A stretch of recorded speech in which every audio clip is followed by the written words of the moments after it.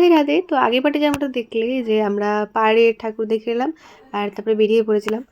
ওকে, বাড়ি এসে ফ্রেশ হলাম আর দেখছি ইনভিটেশন একটা কার্ড এসছে।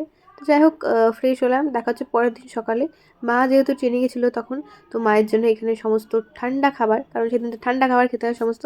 তো কলাই সেদ্ধ থেকে শুরু করে সমস্ত ভাত যেগুলো আছে প্যাকিং করে আমাদের একটা রিলেটিভ আছে তাকে দিয়ে পাঠিয়ে দিলাম। পুজো কমপ্লিট হলো, পুজো শেষ হলো, তারপরে আমি রেডি হতে বসলাম। সেদিন তো কোনো তাড়াহুড়ো নেই, 11টার সময় বেরোনোর কথা ছিল, বাট দেরিটা আমার জন্যই হয়েছে। আমরাও দুগ্গা দুগ্গা বলে বেরিয়ে পড়লাম। তো তোমাদের তো বলেইছি আমরা পরের দিন যাবো যজন, মানে প্রত্যেকবার যেটা হয় টোটো করে, বাট এইখানে বানটিকে মিস করছি আমরা। তো অনেক রাস্তায় যেতে হবে, সেই জন্য এখন থেকেই চুলটা একদম র্যাপ আপ করে নিয়েছি, যাতে ওখানে গিয়ে চুলের কোনো ক্ষতি না হয়। ভালো করে ছবি টবি তুলবো আর কি। আর এখানে নুপুরের কানে ব্যথা করছে, অত বড় কানের পড়েছে সেই জন্য। আর উর্মির এখানে লুকটা একদম নতুন বইয়ের মতো হয়েছে, সেই জন্য আমরা বলছি একটু নতুন বইয়ের মতো লজ্জা পাওয়া দরকার।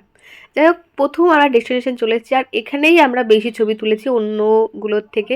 আর এখানের এইবার থিমটাও খুব সুন্দর হয়েছে, ছবিগুলো খুব সুন্দর সুন্দর এসেছে।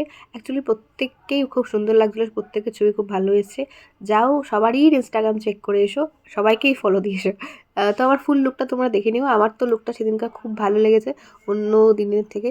তো তারপরে তিনুদের সাথে দেখা হলো, তিনুদের ছবি অবসেশন শেষ হচ্ছে না, একটাও ভালো ছবি আসছে না সেই জন্যে।